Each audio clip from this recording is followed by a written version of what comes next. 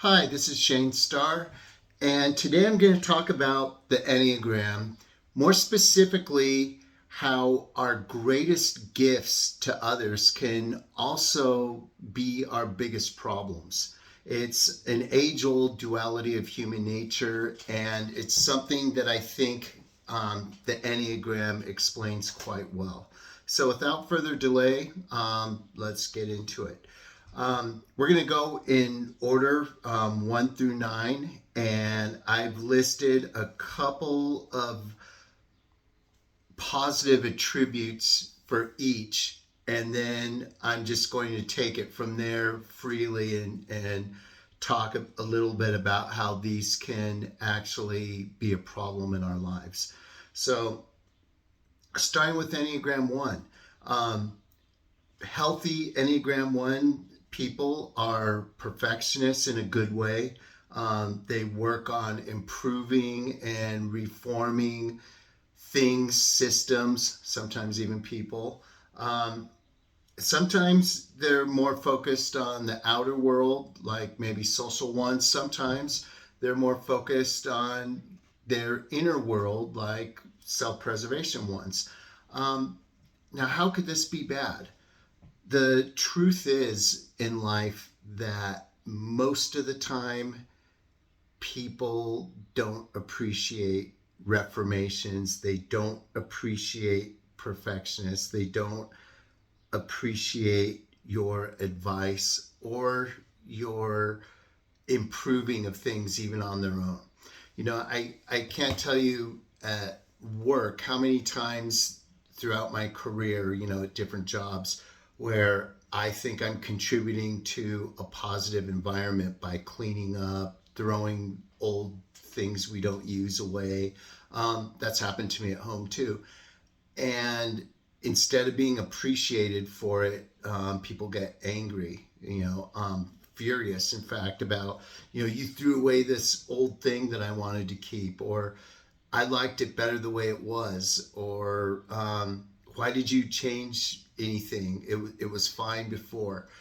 And, the very gift that we can give to the world, as Enneagram ones, a lot of times not only does it go unappreciated, but it leads to resentment, which is a funny thing because we associate resentment with the Enneagram ones, but they can make people resentful of them by actively giving of their gifts to others, and that is, improving, reforming, perfecting. A lot of people don't like that. Take even a person who has their room a mess, like, say, my son, for instance, and I clean it up for him. Do you think he'll like that? Absolutely not. He'll be like, why did you do this? Where is this? Where is that?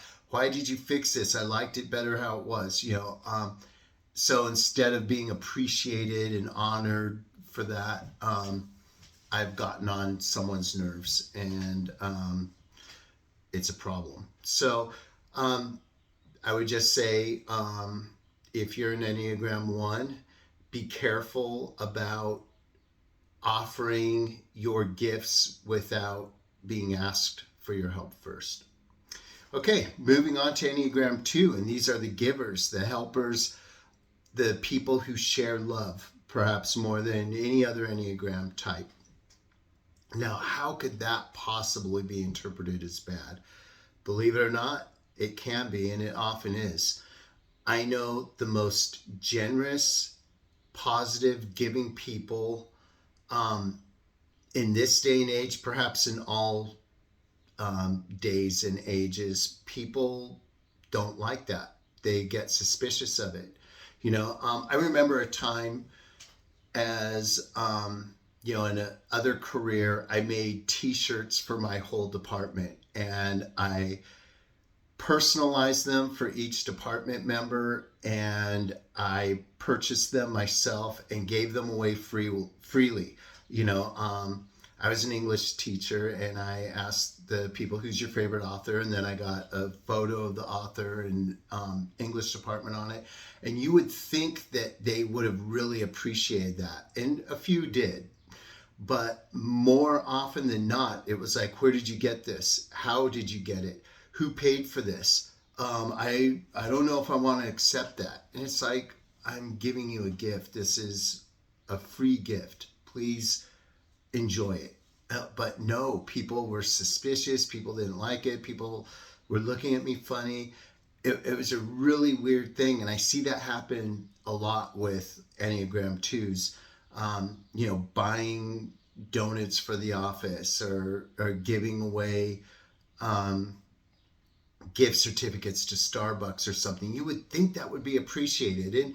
And sometimes it is, don't get me wrong. But unfortunately, more often than not, people look on givers with suspicion. It's like nothing in life's for free. If something seems too good to be true, even a little thing, then it usually is.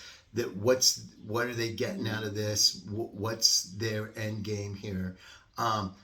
It raises more questions than answers. And so if you are an Enneagram 2 and you care about giving people a good experience, and you like to give gifts and express love and share with others, you might want to temper that with some self-reflection ahead of time and make sure you're not overdoing it or giving someone something they not only don't appreciate, but maybe they don't even want it.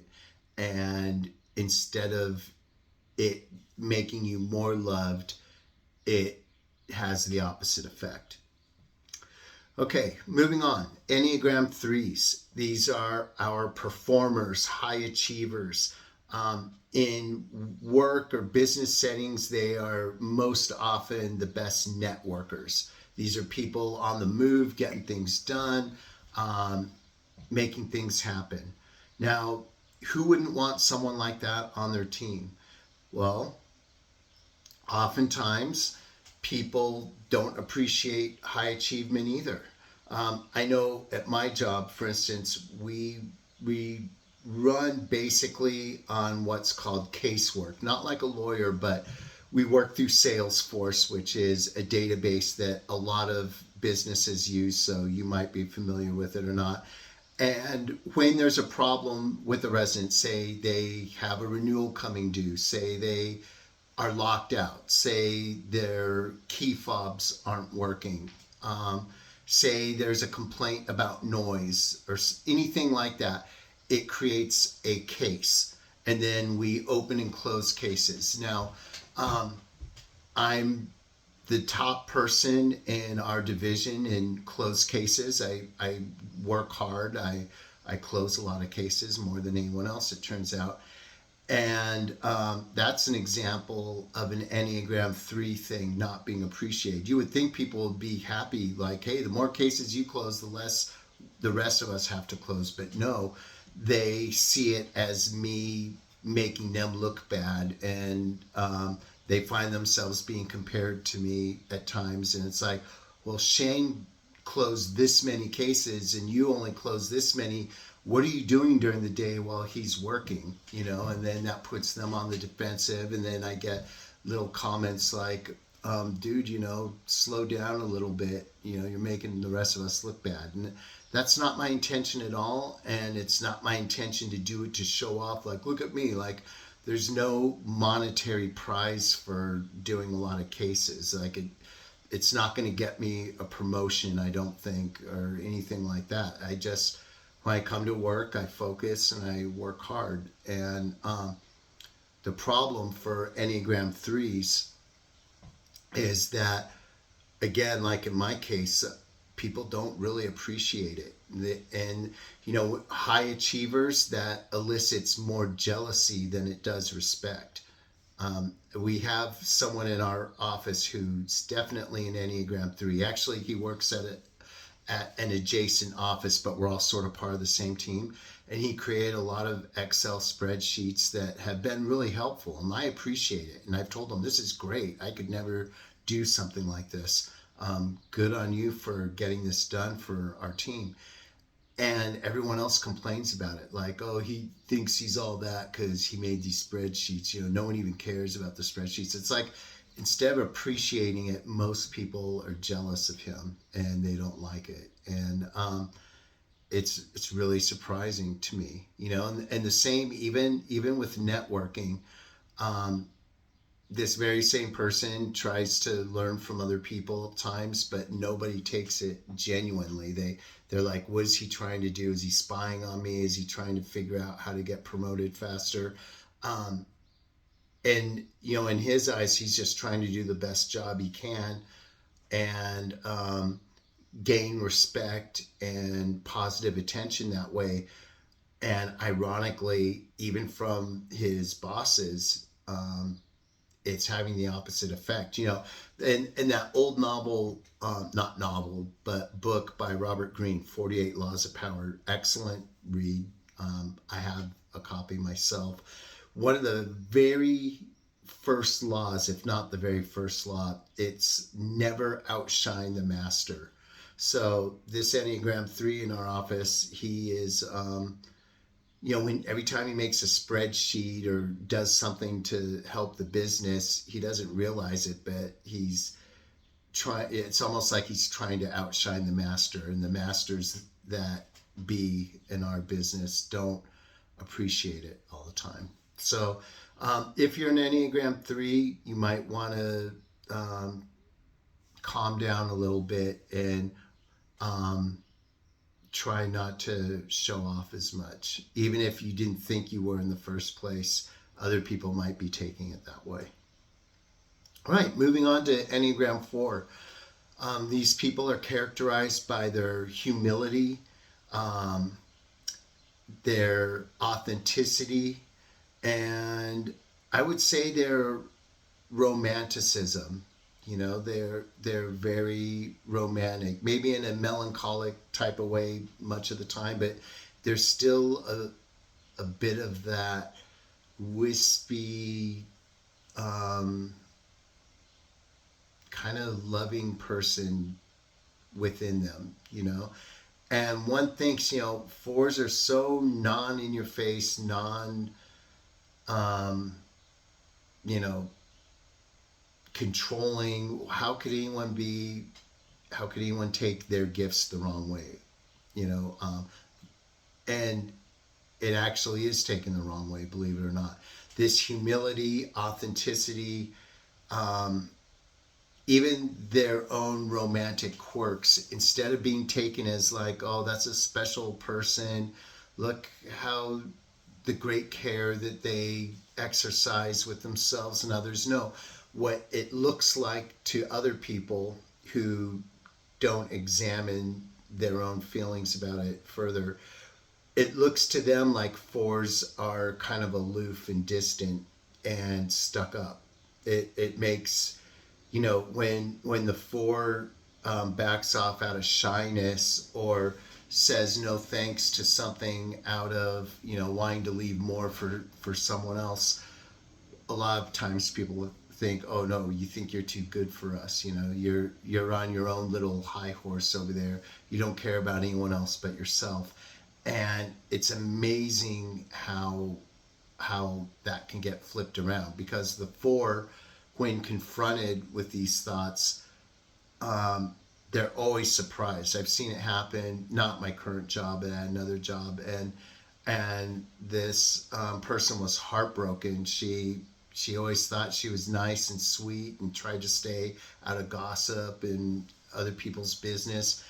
And when another person brought up a complaint against her, it shook her up. She ended up quitting and getting a job elsewhere. And it was just like, wow, she kind of got ran out of that job by social forces just because she wasn't extroverted enough to be a part of the rest of the office. That same job, by the way, I don't want to say the same thing happened to me, but it wasn't far off from that. There were these little social cliques, and if you weren't in that in group, then you're on the outside looking in. It's like the TV show Survivor. It's just a matter of time before they find something wrong with you to get rid of you. And I left before they were able to do that to me. So anyway, your humility and authenticity can backfire on you, even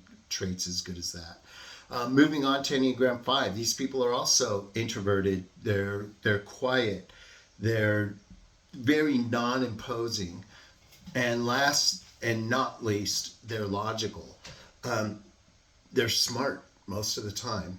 And you would think that those are great traits to have around. I would love to have an office worker around me that doesn't bother me, doesn't get on my nerves, keeps to themselves for the most part, and is a good problem solver, especially when problems arise and we need some logic in the room.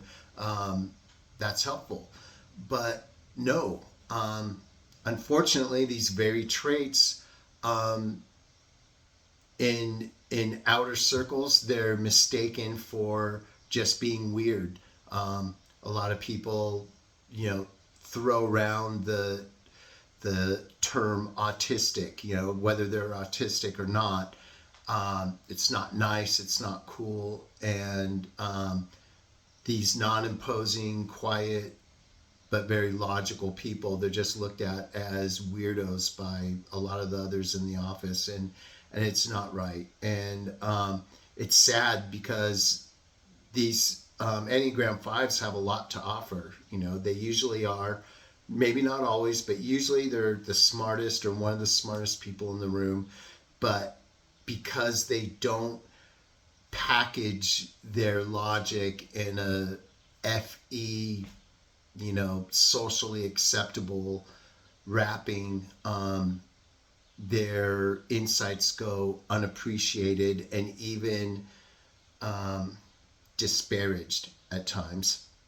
The problem is in life is no one cares how much you know unless they know that you care, for lack of a better way to express it. So Enneagram 5s, with their logic and quietness and their own non-imposing sense of humility, just use your logic to know this, that those very traits of yours can be misinterpreted as you just being a weirdo and you don't know how to interact with other people. You know, one of my favorite sayings is the facts don't care about our feelings. There's a flip side to that. People's feelings oftentimes don't care about our facts either. And until we internalize that and learn how to put our logic and facts in an attractive packaging, they will not be heard or appreciated. Okay, Enneagram 6, moving on. These people are our concerned colleagues, our concerned friends and family members. They have respect for authority, and one of the greatest gifts they have for other people is in their warnings, in their, hey, maybe we should pause and think about if this is the best path to go forward, whether it's a business plan or marriage or decision to or to not have children or a decision on a new purchase or even a decision about what to watch on TV or something. Sixes will always second guess things in a good way and help the rest of us ensure that we're going down the right path, whether it's a little inconsequential thing or a big important thing. And you would think that is those are traits that would really help us as a group. And unfortunately, again, the truth is people oftentimes make up their minds about what they want to do first, and then they come up with reasons to back that up after the fact. So by the time they have suggested something, their mind's already made up. And anything you say or do to the contrary is going to be seen as not maybe not aggressive, but possibly aggressive, or at least detrimental, or just antisocial to their plans. In short, if you're an Enneagram 6, your concern and warnings and respect for the rules and authority, they are not going to be appreciated the way you think they are. People are just going to see you as a quote Debbie Downer type of person, and that's unfortunate. Until the six finally learns, you have to go along to get along. So next time someone comes up with a stupid idea, I'm just going to be like, yeah, sounds good. Go for it. Um, what do you think? I'm fine, whatever. Because every time they explain themselves, instead of someone saying, hey, you know what, that's a good point. Maybe we should hold off on this or that. People just be like, come on, man. Like you're just, being negative again.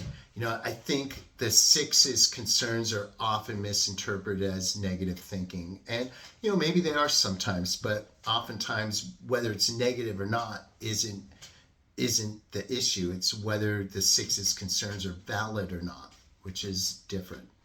So if you're a six, be careful in how you share your opinions and don't waste them on people who aren't going to listen anyway.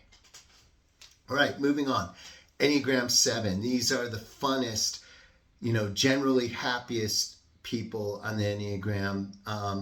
They love to share ideas and even share, experiences. And how could that be a bad thing? And oftentimes people misinterpret the seven's zest and zeal for life as being fake. A lot of people think, a seven, look at any seven's Instagram feed, and if they aren't in the room, you'll have people going through it saying, oh yeah, I bet this isn't even their car, it's a fake car. Oh, look at this. Oh, their cruise, that's probably AI. They weren't even there. Or if they were there, why are they bragging about it? They see it as, the seven sees it as, look at this cool stuff. You could do this too. We went here, we went there, we had a great time. To them, it's just sharing life. I don't think they're not like an unhealthy 3 in that they're trying to show how much better they are than someone else. They're just being themselves, bright and happy people trying to get the most out of life. Unfortunately, more often than not, people are sour and they see that as trying to shove it in the rest of our faces, and people get sick of hearing it. In the same way that they get sick of hearing the six's warnings as negativity, people see the seven's positivity as fake and over the top, and people get sick of it quite quickly. I think I'm even guilty of this too. When someone comes in the office fresh off a vacation, of course they're going to want to talk about their experiences and where they went. And I'm the Squidward guy in the corner of the room just saying, shut up, let me work, and that's not nice. That's not good. And, if you have an Enneagram 7 in your life, let some of their positivity rub off on you. If you are an Enneagram 7, be careful of other people's space and time and try not to overdo it and be too much for them. Know that each nice thing you've experienced or each great idea you want to share puts other people at a lower level where they're going to kind of be resentful of how much you're getting out of life. And instead of using it as a motivation to make their own lives happier, they're just going to want to tear yours down a little bit. Okay, so moving on, Enneagram 8s. These are pillars of strength in the society. They are our protectors, and they are in control, sometimes in a bad way, but most oftentimes in a good way. You want someone to be in control, and they also have a certain intensity about doing things that they think need to be done. And to put in another way, don't get in the 8's way. I mean, who couldn't use an 8 around on their side, right? Well, and I'm guilty of this as well. A lot of people don't appreciate those attributes at all. People see the strength as overimposing and encroachment on their own space. Oftentimes their protection not only isn't appreciated, it's unwanted, and even moreover it's resented. Like, hey, don't try to control me, I can handle it myself. Even as they're going off the proverbial cliff in their own lives, they still would rather do it, fail their own way, than take the eight's help and succeed. um, a lot of times I've seen this happen with eights, where I've had talks with them after feeling like bulldozed by an eight. Like, um, I used to work with an eight who, he wasn't my boss, he was my colleague, but he acted like the boss even with the real bosses in the room. Like, socially, he was like, we went out to a company dinner, and he sat at the head of the table, and then he's like telling everyone what to have, and you got to try this and that. And I told him I'm vegetarian, and he wanted me to try some crab or something. He's all, this is the best thing you'll ever taste, come on Shane, have some. I'm like, no dude, I'm cool. And he's all, no, come on. You're getting all loud and standing up and stuff and making his space known. And I was so like offended. I just was like, no, I'm not going to do it. I was stubborn. And then, he looked at me like I was ruining the whole thing. And we had a talk afterwards, because we're friends with each other. And he was actually literally genuinely shocked about how I felt about the situation. To him, he thought that I was having a kind of bad time out of the inner circle, and he was just trying to get me a little bit fired up to join the group more and be a part of the good time that they were having. He thought he was helping me out and doing me a favor. He didn't know that he was encroaching on my personal space and getting me riled up instead of fired up. It was genuinely a misunderstanding. I took his attitude one way, and he didn't mean that at all. And I think that's what happens with eights. Even under the best of circumstances, they're like a happy dog you let in the house, and he wags his tail and is bumping into stuff, knocking things over, making a mess. And the dog, all he knows is, hey, we're all together, everything's happy. And other people are just like this. So if you're an eight, we do appreciate you, but mind your intensity a little bit. Try to be more aware of the effect you might be having on other people. I think, not to bring MBTI or socionics into this, but I think eights are almost always SE leads. And at least ESTPs have FI blind spots, so they don't have an idea of their effects on individuals, and they're not really aware of how the same individuals affect them, so they don't pick up on the same signs that the rest of us do. And I think if you're an eight, just be aware of that and try to soften your approach a little for the sake of general harmony, which is ultimately what you're after anyway. All right, last but not least are Enneagram 9s. And how could there be anything wrong with someone in your presence who wants to avoid conflict? They're not very opinionated. They're just chill. They're peaceful. Well, let me tell you, if you happen to be that Enneagram 9's boyfriend, for instance, speaking from experience, or flip it around, be an Enneagram 9's girlfriend, it's difficult to live with day in, day out, or at work with someone who just has a stone face. Like, basically, you can't tell what they're thinking. They're introverted. They say yes to everything, and then when you see them like half-ass it, you're like, why'd you say yes if this is something you didn't want to do? Why did you say yes to pizza if you're lactose intolerant and can't have pizza? You should have told us. We would have ordered you something else. They're so chill. They just go along, but then you never know whose side they're on. You never know what they're really thinking. They don't make their individual wants and needs known, so that then when you mess up, you feel guilty, and that's frustrating.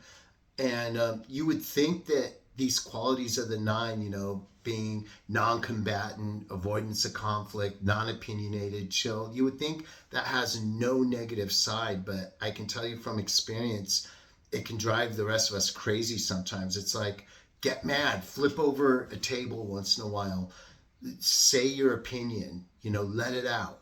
Um, and they just don't. They're just like, whatever's, I'm cool. What kind of music do you want to hear? Oh, it doesn't matter. What do you want for dinner? Oh, whatever you say, and then you see them picking at their food like they didn't want it. It's like, it's really frustrating. So if you're an Enneagram 9, try to get in touch with your inner self, your own needs, your own desires, and make those known to the people around you. We're not mind readers. We don't know what's going on inside your mind or even inside your heart. So um, help us to help you more. All right. So there you have it, how all 9 types gifts turn into problems. And if you got this far, I hope you enjoyed it. That's all I have for today. Peace out.